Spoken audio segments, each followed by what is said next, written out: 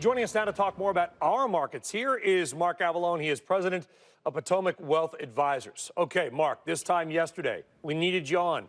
Dow futures were up 477 points. Everything was great. The market ended up yesterday. However, it came back by about half.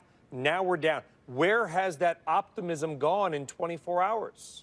Well, the optimism came from two places. It came from a softening Fed tone last week, and then from some excitement out of the G20 in Argentina. It deflated when people realized that a trade deal that Trump talked about was all hat and no cattle. There's nothing underneath it.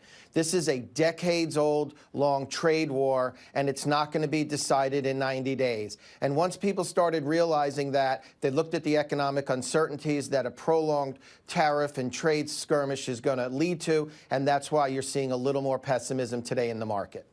Okay, but yeah, day-to-day is interesting, but you're not a trader. I'm not a trader. Most of our viewers and listeners, I would imagine, they're not traders. They are longer-term investors. They put money in, they hold it, they want to take more money out than they put in somewhere down the road. How is our medium and long-term outlook looking? Has it changed at all?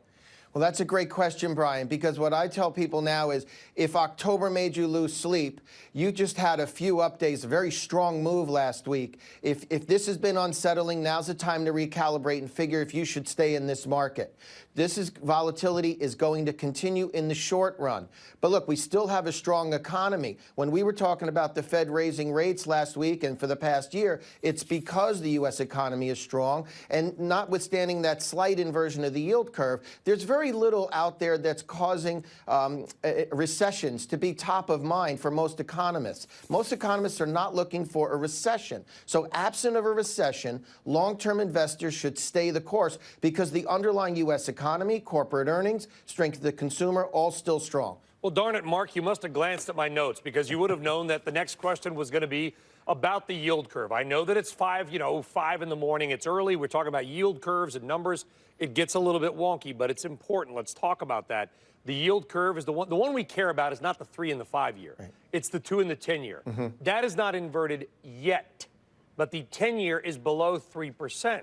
Why do you think the bond market and maybe the equity markets, if not telling different stories, may certainly be going in different ways eventually? Right. Well, the Fed controls the shorter end of the yield curve, and that's why you see it so high in, less than 2 years out, because the Fed has been overly aggressive.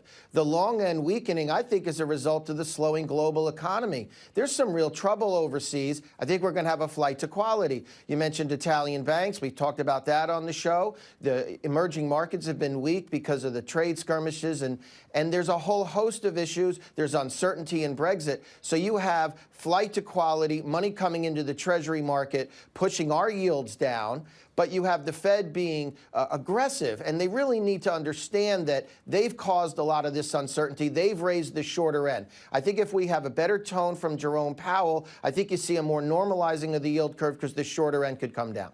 Help us make some money. What looks attractive right now to you and your Potomac Wealth Advisors team, Mark?